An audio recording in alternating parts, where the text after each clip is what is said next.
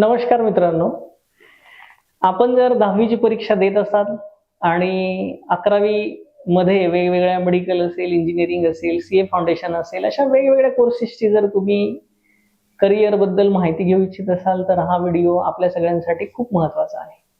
मी प्राध्यापक विकास Dhage, academic head दिशा career foundation Wagholi, आपल्या सगळ्यांचं या व्हिडिओमध्ये स्वागत करतो. विद्यार्थी मित्रांनो, तुम्ही जर 10वी ची परीक्षा देणार असाल आणि परीक्षा दिल्यानंतर NEET, JEE, CA foundation, UPSC, MPSC अशा वेगवेगळ्या क्षेत्रांमध्ये करिअर करू इच्छित असाल तर हा व्हिडिओ खास तुमच्यासाठी. मित्रांनो, आपण वेगवेगळ्या क्षेत्रामध्ये करिअर करणार तर आहात, पण महाराष्ट्र राज्यामध्ये 10वी चे विद्यार्थी वेगवेगळ्या माध्यमांमध्ये शिकतात. काही विद्यार्थी मराठी, सेमी, इंग्रजी अशा स्टेट बोर्ड मध्ये शिकतात. काही विद्यार्थी सीबीएसई मध्ये शिकतात. काही विद्यार्थी आयसीएससी, इवन दोज आयबी अशा वेगवेगळ्या बोर्डांमध्ये शिकतात. पण मित्रांनो, गंमत तर खरी पुढे आहे. 11वीच्या वर्गामध्ये आपण सगळी एका वर्गामध्ये शिकणार आहोत, ज्याला ग्रामीण भाषेमध्ये खिचडी असे म्हणतात. तर अशा आपल्या वेगवेगळ्या करिअरमध्ये ज्या काही आपल्याला करिअरच्या संधी आहेत, त्या करिअरच्या संधी करण्या अगोदर मोठी स्वप्न पाहणाऱ्या विद्यार्थ्यांसाठी त्यांचा पाया भक्कम करणं गरजेचं आहे. म्हणतात ना, मोठी इमारत जर बांधायची असेल तर त्या इमारतीसाठी भक्कम पाया हा तयार झाला पाहिजे.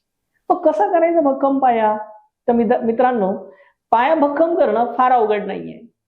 आपला 8वी, 9वी, 10वी जो काही गणित असेल, इंग्रजी असेल, विज्ञान असेल, अशा वेगवेगळ्या विषयांचा पाया खरं म्हणजे या करिअरसाठी महत्वाचा असतो. अनेक कारणांमुळे जर आपला हा पाया कच्चा असेल, राष्ट्रीय पातळीमध्ये होणाऱ्या परीक्षांमध्ये आपल्याला जर दर्जेदार असं सातत्याने यश मिळवायचं असेल तर नेमकं काय केलं पाहिजे, हा आपल्या सगळ्यांसमोर पडलेला प्रश्न आहे. मित्रांनो, या प्रश्नाचं उत्तर घेऊन मी आपल्यासाठी आलेलो आहे. या सगळ्या गोष्टींचा विचार करून दिशा करिअर फाउंडेशन वाघोली पुणे दरवर्षी एक फाउंडेशन कोर्स आयोजित करते. याही वर्षी 3 एप्रिल 2024 रोजी आपण एक फाउंडेशन कोर्स आयोजित करतोय. का बरं हा कोर्स करायचा? जर तुम्हाला नीट द्यायची आहे, जर तुम्हाला जेईई द्यायची आहे, जर तुम्हाला सीईटी द्यायची आहे, जर तुम्हाला एनडीए द्यायचं आहे, जर तुम्हाला यूपीएससी आणि एमपीएससी सारखी भविष्यात स्पर्धा परीक्षा द्यायची आहे, तर मित्रांनो, याचा पाया हा आता आपण या उन्हाळ्याच्या सुट्ट्यात करू शकतो.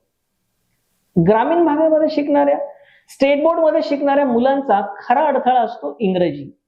आता मला काही प्रश्न पडतात, मला इंग्रजी येत नाही तर मग मला फिजिक्स कसं समजणार, मला केमिस्ट्री कसं समजणार, मला बायोलॉजी कसं समजणार?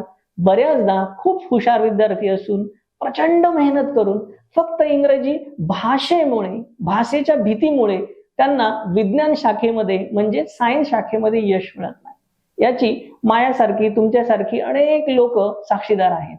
तर या फाउंडेशन कोर्समध्ये पहिल्यांदा मी इंग्रजी भाषा जी काही आहे ती विद्यार्थ्यांना शिकवणार आहे. मी स्वतः अनेक वर्षांपासून इंग्रजी भाषेचा प्रशिक्षक आहे. हजारो विद्यार्थ्यांना, शिक्षकांना इंग्रजी भाषेचं आपण प्रशिक्षण दिलेलं आहे. मित्रांनो, तुम्हाला माहिती आहे ना, भाषा हा वेगळा विषय आहे आणि सब्जेक्ट हा वेगळा विषय आहे. तर आपण पहिल्यांदा लँग्वेज शिकूया. Medical, engineering and all high competitive examination are only taken in English and all studies are in English. So we have to learn English first. हा झाला पहिला मुद्दा.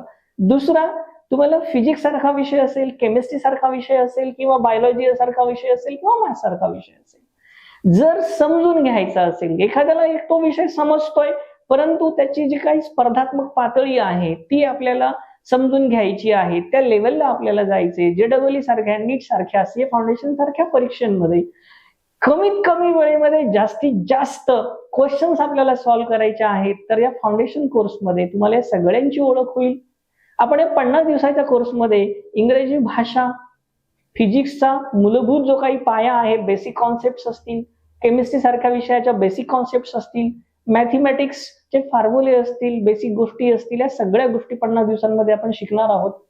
हा कोर्स तुम्हाला करिअर कसं निवडावं आणि कोणतं करिअर निवडावं या प्रश्नांचं उत्तर देणार आहे.